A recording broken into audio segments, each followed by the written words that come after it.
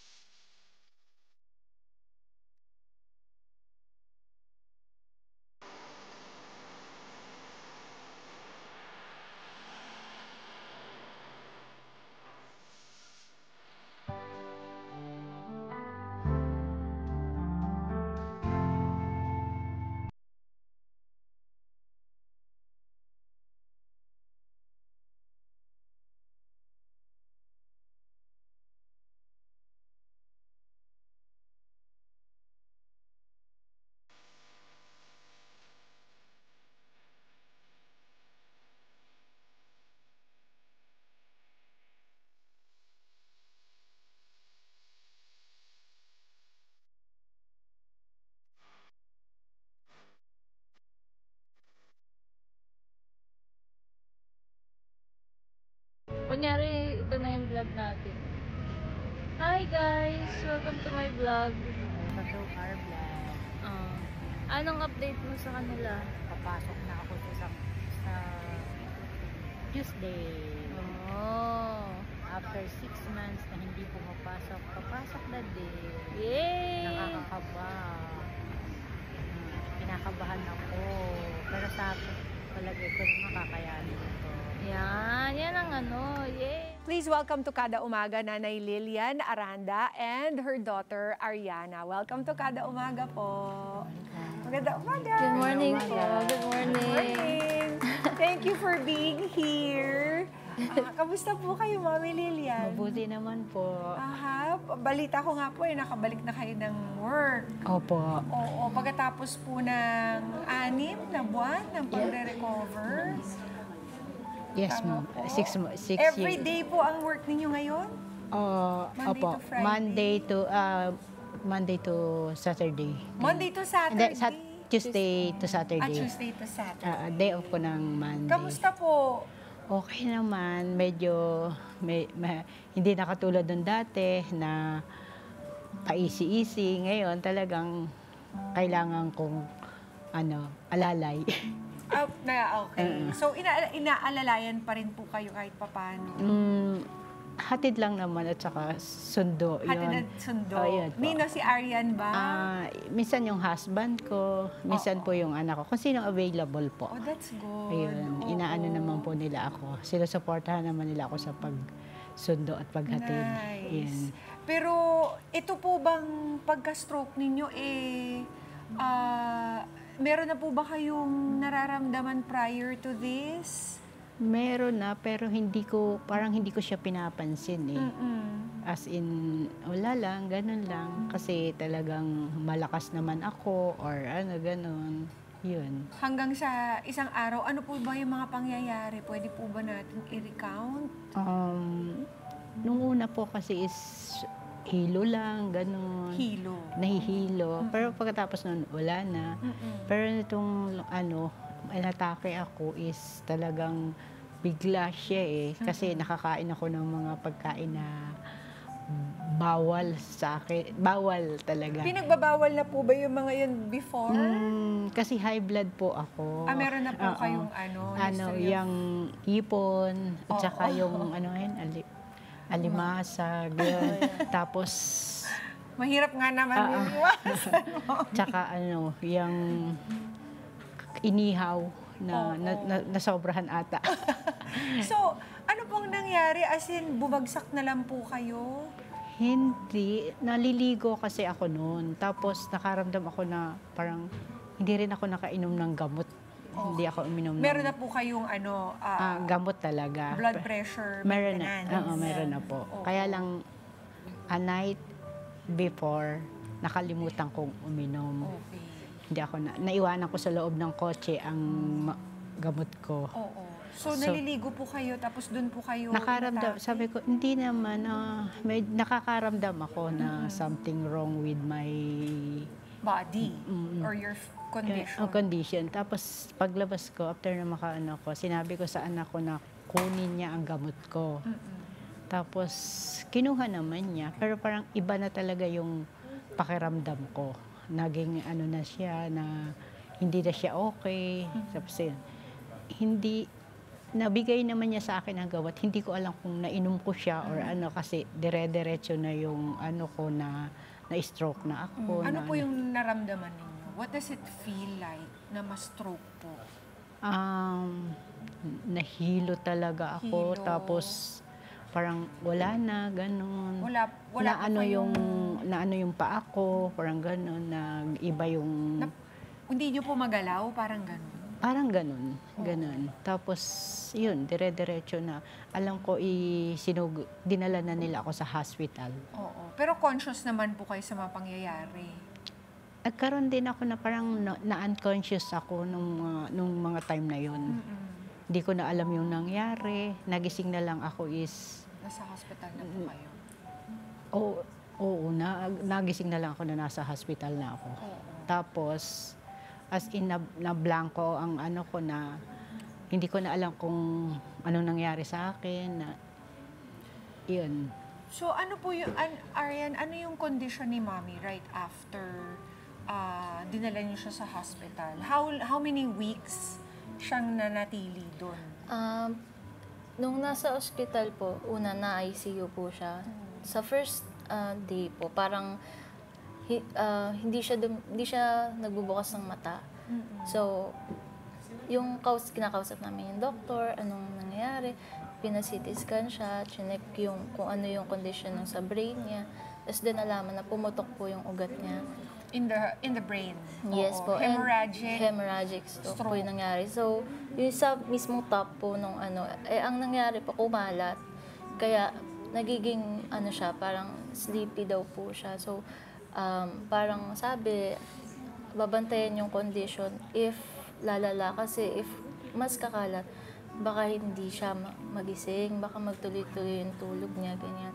So, ang ginagawa namin sa ospital, nung nasa ICU po siya, is parang, as in nasa ER po, sumisigaw kami, Ma, rinig mo kami, Ma? Inagan namin siya. Tapos, po siya, nakapikit po siya, pero gagalaw niya yung left, gaganon niya. Ganon niya lang. So, doon namin, narinig kami ni Mama. Tapos, ang ginawa po namin, nilipat namin, kasi sa Laguna po nangyari yan. So, nilipat namin siya mas malapit sa house namin po, para mas madali kaming makakilos. And dun sa exact hospital na pinag-workan niya po, para at least mas maalagaan. So, nung nandun na po, parang nasa diretso CCU rin po, ICU. Tapos parang sabihin natin mga 4 days po siya nandun. Kasi dumilat naman po siya, pero tinitignan pa rin yung blood sa utak niya po. So, kung lumiliit or kumakalat.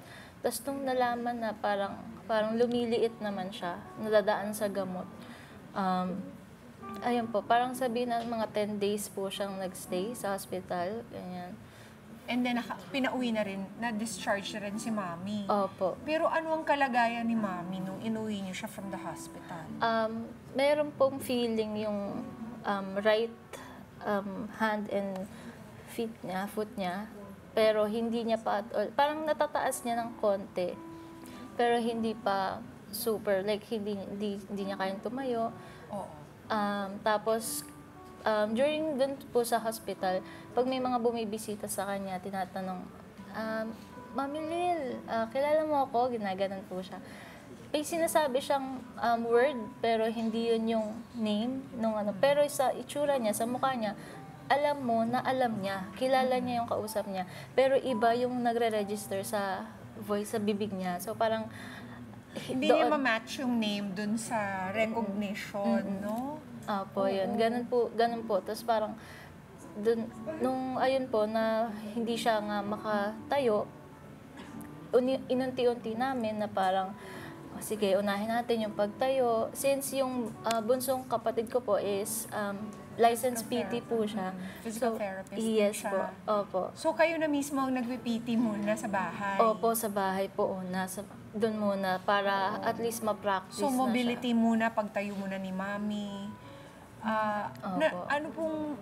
Pero nakikilala niyo po yung mga anak niyo, Mami? Kilala ko naman lahat sila. Oo. Hindi ako nagkamali ng na sila ang anak ko.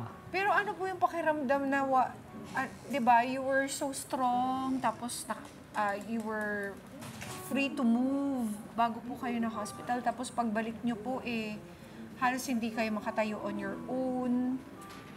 Ano pong iniisip niyo ng mga panahon na yun? Hirap na dati malakas ka. Sporty kasi ako noon, Ma'am. Oh. Tapos bigla na lang nagkaganon. Ang sama ng parang bagsak na bagsak lahat yung mga ko na. Sabi ko, bakit nagkaganon? Hindi naman dapat ako kaya lang nangyari. Naisip ko na lang na babawi ako. Kailangan kong tulungan yung sarili ko, pati mga anak ko na makabawi man lang ako. Kasi sa bahay, kami lang nito ang natitira sa umaga. Sa bahay? Oo. Sa umaga? Sa umaga. Oo. Kasi pumapasok lahat, nagtatrabaho. Panggabi po siya. Ginawa, so sa umaga, bibigyan lang ako ng pagkain. Tapos minsan, sasabihin lang niya, Ma, gisingin mo na lang ako kapag may kailangan ka. Sabi ko, Kasi puyat si Aryan. puyat. Oo. Nung una, medyo mahirap. Kasi nga, ganun niya. Hindi ako sanay na dependent ako, ganyan. Pero talagang lahat ng aanuhin lang niya ako ng pagkain or ano. Tapos, tutulog na siya. Kasi talagang tutulog na siya kasi kailangan niyang matulog. Oo. Pero ano po yung, nung physical therapy ninyo si Mami, what was a day like, Aryan? Bali, parang ano po kasi yun yung pag-physical therapy niya po daily, hindi siya parang, nung una hindi niya parang gustong gawin. Kasi masakit, mahirap, ganyan. So, ang ginawa namin, parang, since love namin siya, binigyan namin siya ng wala siyang choice na, you have to do this for yourself. Pinakita namin na, Ma, dati nga kaya mo to eh. Lagi namin siyang, pinapaalala namin yung dating version niya na, ito ka nga dati nagbabadminton ka, nagbabowling ka, ganyan. Tapos, ano po kasi siya, mahal niya yung job niya. So, yun po yung parang nakita kong naging motivation niya talaga na, na gusto niya kasi makabalik sa trabaho para, na magte-therapy siya palagi para makabalik siya ng trabaho. Parang ganun po. Yun ang sinasabi niyo kay Mami kapag napapanghinaan siya ng loob. Opo. Eh, And paano siya kayong rin- magkakapatid? Naka-experience ba kayo ng panghihina? Ah, Na almost giving up? Kasi, ano ba yan? 5 to 6 months din yan na araw-araw yung sinitherapy si Mommy, nursing her back to good health and making her stronger. Pag kayo naman ang nanghihina, sinong nagpapalakas sa inyo? Bali po, sa amin po kasi magkakapatid, sobrang close po namin. So, pag dumadating yung time na gano'n, kasi hindi naman po talaga yun may iwasan. Kasi sobrang hirap po talaga na makikita mo yung taong mahal mo na hindi siya makakilos. Na wala kang magawa, na gusto mo siyang tulungan, pero ito lang yung kaya mong gawin, ganyan. So, yun yung exhausting part and frustrating part. Pero, since magkakasama kaming tatlo, ganyan, parang nag-open ako na, kunyari, napapagod na, sasabihin ko sa kapatid ko na, nahirapan ako, ganyan. Pero, maisip ko rin, or maisip namin na, kung nahirapan ako, mas nahihirapan yung mama ko. So, sino ako para maging mahina? Galing. Mama, meron ka bang masasabi kay Arian sa ngayon? Ano po yung parang naging turning point? Yung parang nalaman ninyo na parang gradual ba yung pag-improve ni Mommy? Or talagang one day, bigla na lang nagkaroon ng turning point at siya'y lumakas? Ano po, nung first few weeks ng therapy, maganda kasi wala pang sumasakit sa kanya. Then after siguro mga 1 month or 2, biglang namanas po yung both right hand and yung paa. Doon na siya nahirapan, doon siya na-frustrate na ang hirap kumilos, ang hirap buhatin ito. Tapos yun yung pinaka-struggle namin kasi alam namin mahirap, masakit sa kanya. Pero parang gusto rin namin siyang gumaling, pero kailangan i-consider namin na ito yung sitwasyon. Hindi kami dapat magmadali. So, ayun yung ina-explain ko sa mga kapatid ko na, kasi mga lalaki po yun. So, sila, ang tingin nila na kapag ka, finors mo yung no pain, no gain na nila, motto, sabi ko, hindi ganun dito. Kasi iba to eh. May nangyari kay mama. So, hindi natin pwedeng i-ano yung pain. Parang i-disregard. We have to consider it. Isama natin siya dun sa parang, i-consider natin siya dun sa progress sa niya, sa healing, sa recovery, ganyan. Kasi parang kapag kinonsider mo yon, ibig sabihin, hindi ka makakapagsalita sa kanya na dapat kaya mo yan. Kasi kailangan maging sensitive ka. Kapag may mga ganitong klaseng sitwasyon, you have to be extra sensitive sa mga sasabihin mo kasi it affects the person talaga. Sobrang dapat positive reinforcement yung ginagawa. Kailangan hindi natin sila lalong i-down kasi sila hindi naman nila ginusto yung sitwasyon. Tama. Kita ko sa mama ko, hindi niya gusto kung nasan siya. So, ida-down pa ba namin siya, diba? Ano yung pinakamasayang improvement na nakita ninyo? Ako yung kasi yung physical, nakikita ko siya daily and alam kong napapractice yun kasi after therapy, nagwo-walk pa kami, ganyan. So, Nakita ko nga pati writing. yes, yun Tapos, talaga. Talagang paano 360 po talaga yun. Paano niya ine-entertain si Mommy or pinapagana yung kanyang pag-iisip din para hindi naman siya mabore? Yun nga po yung pinaka gusto kong part ng recovery niya is yung kumukulit na po siya ulit. Kasi very, very jolly po kasi talaga si Mama. Pero during mga first few months, parang hindi siya, as in, nag-tone down ng super talaga. Which I understand naman. Pero pagka nung during those times, nalulungkot talaga ako. I'm not Kasi gonna lie. ibang-iba siya, no? Mami, inaasahan niyo ba yung ganitong klaseng Hindi ko. pag-aalaga at pag-aaruga ng iyong mga anak?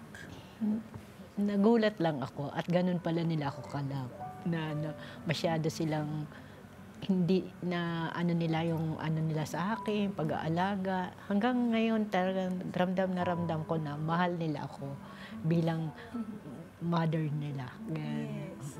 At kapag, di ba lahat naman tayo sinasabi, lahat ng pinagdadaanan natin, merong dahilan, merong purpose ito. Sa'yo, Arian, ano sa tingin mo ang naging purpose? I think this situation, naging reminder siya for the whole family, for us, to be more intact at saka maging healthy. Kasi parang ang nangyari po kasi last year talaga, since lahat kami may work na, yun yung bumabawi kami sa kanila. So, Yes. dinidate namin sila, labas kami ng labas. Pero hindi namin na-consider yung health part na hindi porket you can, you should, na pag pwede kayong kumain, ay pag kaya nyo kumain nito, pwede. So parang, yun po, yun parang dapat i-consider pa rin po natin, discipline pa rin dun sa part na yun. Oo, parang galing lahat sa healthy, yung ang buhay, di ba? Kung wala tayong health, talagang kahit anong gawin mo, Opo. kahit ganong karami pera mo, Totoo po or yan. anong kaganda yung trabaho, Totoo or po yan. bahay, walang magagawa. Ikaw naman, Mami, pag iniisip niyo po, bakit ba to nangyari sa akin? Ano kayang purpose ni God dito? Hindi ko nga rin naisip yun nung una na bakit ako nagkaganon. Pero lately, sabi ko, parang inanon niya ako na eto ay pagsubok na binigay na ano. Pero kailangan natin palang ingatan ang ating sarili sa mga ganong pagkakataon na kailangan conscious tayo sa pagkain, hindi abuso, ganun. Yan. Meron po ba kayong message para kayong Arian at sa inyo pang mga ibang anak? Ang ano masasabi ko naman po sa mga anak ko, lalo na kay Arian na mahilig din kasi siya nun sa food.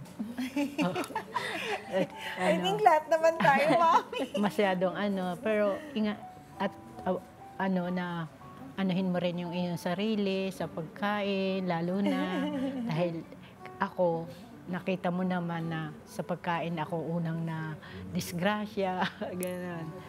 At saka yung mga anak ko, yung mga lalaki, medyo talaga sila, mahilig din naman sila sa pagkain. Pero hindi kasing hilig namin na talaga pag nakakita ng pagkain na, okay, to ganyan. So, I'm sure mas lalo po kayong naging malapit sa isa't isa, naging close ang inyong pamilya. Nung nagpasya po si Mami na magtrabaho ulit, lahat ba kayo full support or medyo may konting pagpigil? Nung una po talaga ako, sabi ko, nasa hospital pa lang siya, nag-uusap na kami magkakapatid, sabi ko, parang ayoko na kung magiging okay man si mama, parang ayoko na siyang mag-work. Ganyan. Pero kasi during po nung recovery, yun nga po kami dalawa yung magkasama palagi. So, pag nag-uusap Nag-aaway ba kayo minsan? Hindi naman nag-aaway. Pero may times po na minsan yung sitwasyon talaga frustrating. So, may minsan init yung ulo mo. Pero after, marirealize mo na, okay, wala na, tapos na to. May mas mahalagang bagay pa kaysa dito, ganyan. So, ayun po. Anong ginagawa mo kapag na-frustrate ka, Arian? Maybe we can all learn from it. Ano lang po, Hingang malalim lang ba? At saka iniisip ko lang, ano ba mas mahalaga itong nararamdaman ko ngayon o yung mama ko? Ganyan. Kasi, parang sobrang kailangan po talaga nila ng understanding. Ayun po talaga. Ano po ang mensahe ninyo, Mami Lilian at Arian, sa mga iba pa nating mga kada na merong ganito ring pinagdadaanan para makarecover? Sa akin po is kailangan maging matatag, unang-una. At yung tiwala sa pamilya, huwag anuhin yun dahil kailangan yon dahil sila talaga ang number one support natin kung paano tayo magpapalakas. Tapos, ano pa ba yun? Tama. Yun. Ikaw naman, Arian.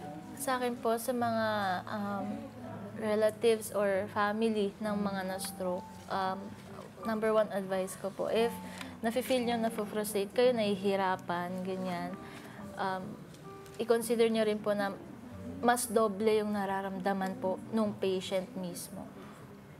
Minsan po talaga nakakapagod, ganyan.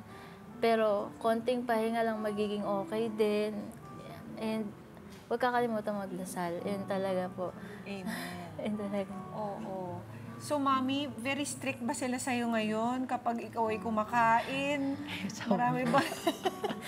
Parang Marami ba lahat silang bawal. pinagbabawas? Ganyan.